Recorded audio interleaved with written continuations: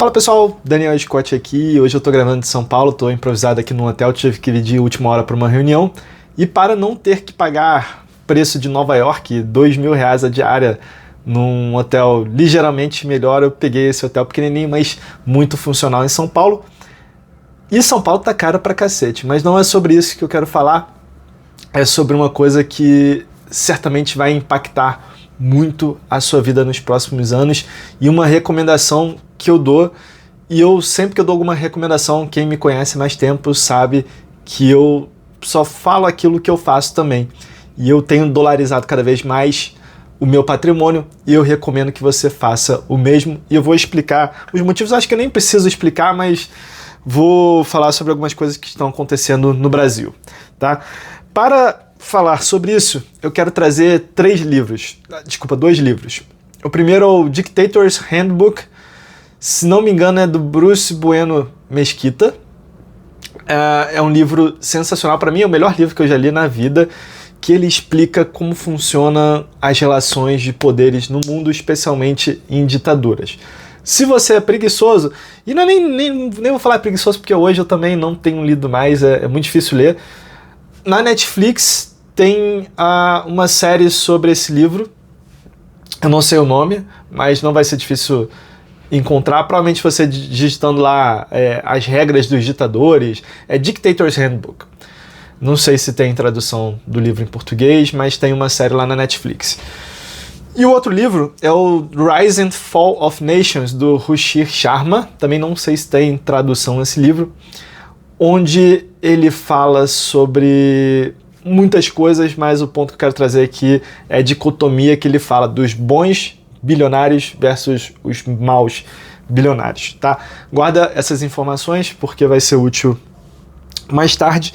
E eu quero trazer alguns casos que aconteceram essa semana. Você com certeza viu a cadeirada que o Pablo Marçal tomou no debate de prefeito em São Paulo. Datena deu uma cadeirada nele, isso foi na semana passada. Essa semana aconteceu uma nova polêmica que o marqueteiro do Ricardo Nunes, do atual prefeito de São Paulo, tentou roubar o celular do assessor do Pablo Marçal. O assessor foi lá e deu um soco nele. Então, essas coisas estão ficando fora do controle. Primeiro por quê?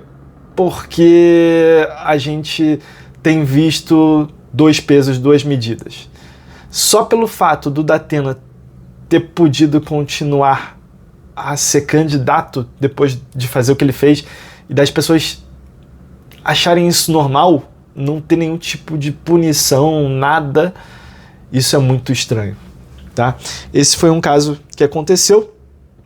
O outro caso, enquanto o assessor do Pablo Marçal estava dando um soco no marqueteiro do Ricardo Nunes, o Lula, nos Estados Unidos, estava sendo premiado pelo instituto lá do Bill Gates. O Bill Gates, eu nem vi direito o que aconteceu, mas o Bill Gates fez um discurso falando sobre a vida do Lula e deu uma premiação lá por alguém que supostamente luta pela igualdade social, teve uma história de vida fantástica e tal. Tem um discurso lá que o Bill Gates falou do Lula e eu achei aquilo surreal. Para quem é americano, especialmente democrata, acreditar nessa história é muito lindo. Mas para nós brasileiros que convivemos com a realidade, a gente sabe o que acontece. E o terceiro caso que aconteceu essa semana foi que eu recebi algumas mensagens no meu direct de gente que estaria recebendo intimação da Polícia Federal por falar mal do Lula no Twitter, tá? Não posso confirmar 100% que é verdade, me parece muito plausível. Recebi de pessoas de confiança, mas como não aconteceu comigo, eu não posso confirmar se é verdade ou não. Mas independente disso, eu não duvido. Só o fato da gente não duvidar que seja verdade já mostra que a gente está numa situação bem complicada no Brasil. E aí que vem o ponto. Por que eu trouxe esses dois livros no começo? Primeiro livro, Rise and Fall of Nations, onde o Ruchir Sharma ele fala dos bons bilionários versus os maus bilionários. E qual que é a ideia? Os bons bilionários são aqueles que nascem em indústrias que não tem algum tipo de rent seeking, ou seja, que eles não dependem do governo para alguma coisa. Por exemplo, uma empresa de educação ou um Elon Musk que criou uma empresa de crédito, o PayPal, depois a Tesla, que é uma empresa de carro, não uma empresa, óbvio que você ainda pode questionar que ele recebeu subsídio e tal, mas não é uma empresa inerentemente dependente de rent seeking. E você tem os maus bilionários, que são aqueles que negociam muito com o governo, por exemplo, construção, mineração, siderúrgica, são empresas que dependem muito do poder público e que muito provavelmente existe corrupção nesses negócios. Só que hoje o Bill Gates poderia ser considerado um bom bilionário por atuar num mercado tecnológico. Mas na década de 90, o Bill Gates tinha uma péssima reputação no mercado. Óbvio, eu nasci em 88, eu não vou lembrar disso, quem é da minha geração não vai lembrar, mas a gente estudando o que aconteceu antigamente, a gente consegue entender os motivos. O Bill Gates, ele dominava o mercado por ser dono do hardware, e tem uma coisa essencial no mercado de tecnologia que é, você ser dono do hardware te faz poder dominar o mercado, porque você consegue inserir qualquer software que você quiser. Então o Bill Gates tinha lá o Internet Explorer e ele não deixava outros browsers terem acesso aos computadores, porque todo mundo tinha computador da Microsoft e você tinha que usar o browser da Microsoft. Isso é crime, tanto na legislação brasileira quanto na legislação americana, mas até você provar isso tudo, até você garantir a liberdade, ele já venceu a batalha dos browsers, né? Então, durante muito tempo, o Internet Explorer foi o browser que era usado por pessoas normais que tinham computadores. Bom, e aí entra um episódio, no final da década de 90, a Apple estava quebrando, e a Apple ia quebrar, ia literalmente quebrar, até que a Microsoft comprou a Apple. Por que a Microsoft comprou a Apple? Não foi por altruísmo do Bill Gates, foi porque ele estava tomando um processo por concentração de mercado, e se a Apple quebrasse, o market share do mercado todo ia para a Microsoft, ele ia pagar uma multa tão grande e provavelmente ele ia ter sanções enormes, que iam ser muito piores do que ele ir lá resgatar a Apple. Então ele comprou ações não votantes na Apple, indicando que ele não queria adquirir a Apple, ele queria dar dinheiro para a Apple poder continuar no mercado. Tem inclusive um discurso muito legal que você provavelmente acha no YouTube aí do Steve Jobs falando para os acionistas da Apple que a Microsoft estava comprando as ações e a galera vaiando, cara, é bem legal esse discurso, mas esse que é o ponto. O Bill Gates sempre teve uma reputação negativa no mercado, porque ele sempre foi concentrador de mercado, ele sempre foi um cara extremamente agressivo, extremamente antiético no mercado. E depois ele criou a Bill and Melinda Foundation, Bill Gates and Melinda Gates Foundation, não sei o nome direito, mas por que ele criou isso? Não é porque ele quer doar coisas para a África, é por causa de questão de imposto. Bilionários americanos, eles criam fundações para passar os bens para essas fundações para que eles não tenham que pagar imposto de transmissão de bens. Então, esse mesmo cara que sempre teve uma reputação negativa no mercado, que sempre teve processos por concentração de mercado, atitudes antiéticas, que já faliu muitos negócios por evitar liberdade de empreender, é o cara que está premiando o Lula, é o cara que está falando bem do Lula, que está querendo vender o Lula nos Estados Unidos. Então alguma coisa tem aí. E aí entra o outro livro que eu falei, o Dictator's Handbook. O Dictator's Handbook, ele mostra, é literalmente um manual de que um líder precisa fazer para se tornar um ditador. É um passo a passo. Se você assistir a série da Netflix, tem lá os passos. É bem legal, não ilustra tudo que tem no livro, mas vale a pena assistir. Mas esse que é o ponto. Você começa a olhar o livro e você vê que muitos desses passos de se tornar ditadura estão sendo aplicados no Brasil hoje. Sobretudo a questão de que o governo tem pagado todo mundo, influenciadores, imprensa. Então você vê influenciadores como Felipe Neto, que até 5 anos atrás criticava pra cacete o PT, hoje é o maior defensor do PT, e não coincidentemente ele entrou no conselhão do Lula. Você tem a imprensa que até 2 anos atrás falava que coisas como as queimadas eram culpa do Bolsonaro, e agora inventaram até um pássaro que carrega fogo.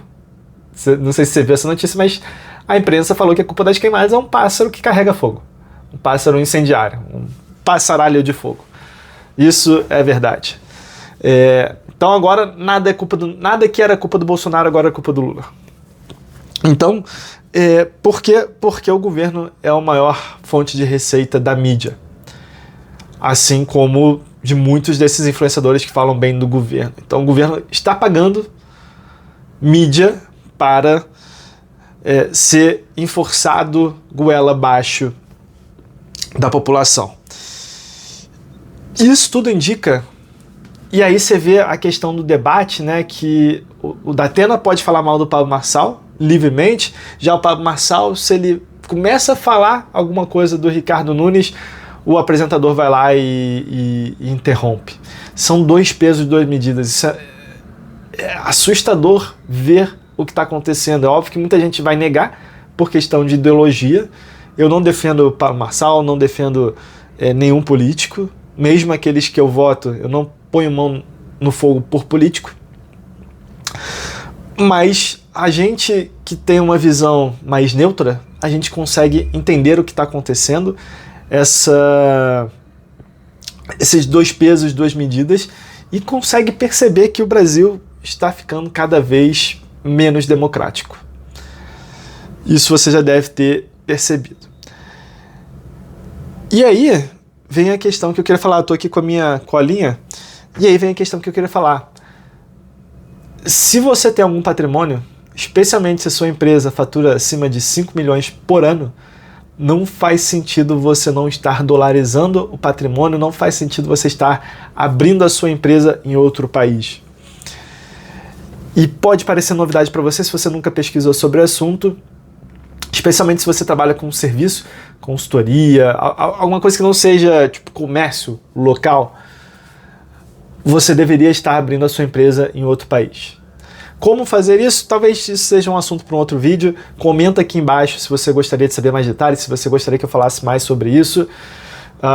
Na comunidade Scott Pro, existem pessoas que trabalham exclusivamente com isso, que podem te ajudar. E lembrando que se você quer informações sobre a comunidade Scott, vai lá no meu Instagram ou no meu Twitter e digita comunidade. E por que eu estou fazendo isso? Porque a gente faz um processo seletivo. Não é qualquer um que pode entrar na comunidade Scott. Então, você digita lá comunidade que a gente faz um processo seletivo contigo. Mas, independente disso, o ponto é, você deveria estar focando em dolarizar o seu patrimônio. Seja através de uma previdência nos Estados Unidos, seja através de imóveis lá fora, seja através de uma cidadania em outro país, abrindo o escritório da tua empresa, ou abrindo a PJ da tua empresa lá fora, por exemplo, na Irlanda, Panamá, algum país. Considere fazer isso. Porque há 2 anos, talvez falar que o Brasil viraria uma Venezuela era um pouco extremista, era um pouco exagerado. Hoje, falar que o Brasil vai virar uma Venezuela está se tornando uma esperança, porque o Brasil está ficando muito pior do que a Venezuela. Tá? Então considere dolarizar o seu patrimônio. Eu falei 3 coisas extremamente graves que aconteceram essa semana e que você não veria acontecendo com outros países. Você não vai ver o Bill Gates premiando presidente de algum outro país mais centro, mais direita. Você não vai ver Bill Gates premiando presidente europeu. Você vê o Bill Gates com algum tipo de agenda aqui no Brasil. Tá? Eu não gosto de falar sobre esse assunto porque eu não quero ser Marte, eu não quero ser perseguido. E aí vem o outro ponto que eu falei, que é da PF supostamente estar mandando intimação para as pessoas que estão falando mal do Lula. Eu acredito muito nisso, você pode não acreditar, eu não tenho como provar que é verdade. Inclusive lá no meu Close Friends no Instagram, eu publiquei algumas provas, evidências. Mas independente disso, eu não quero ser essa pessoa. Eu tenho funcionários, tenho família, eu gosto de morar no Brasil apesar de tudo. Então eu estou cada vez mais disposto a ceder a minha opinião em troca de não ser enchido o saco. Eu já tive processo, já entraram com um BO contra mim, um certo partido, que eu não vou dizer qual, entrou com um BO contra mim, eu não quero encheção de saco para mim, então a única forma de eu me proteger é dolarizando, internacionalizando meu patrimônio. É óbvio que agora você pode falar, porra, mas tem Bitcoin. Cara, tem. Eu confio 100% ainda no Bitcoin? Não. Mas tem também minhas Bitcoins, tenho usado, mas eu não vou recomendar alguma coisa que eu não confio em 100%. O dólar eu confio muito mais do que Bitcoin, tá? Embora também a Kamala sendo eleita nos Estados Unidos, as coisas vão ficar bem pesadas lá, mas isso é um assunto para outro dia. Então, era isso que eu tinha para falar hoje. Estou aqui em São Paulo. Hoje eu vou ter um jantar com uma personalidade ilustre. Amanhã eu conto mais sobre isso. Deixem aí os seus comentários. Digam aí o que vocês acham da situação no Brasil, se vocês acham que eu estou exagerando ou não. Eu gosto sempre de ler os comentários. Inclusive, eu vejo que tem muita gente que acompanha esses vídeos aqui e não me segue. Então, só para ajudar, segue aqui esse perfil, deixa o like. A gente se vê na próxima. Como sempre, muito obrigado por assistir.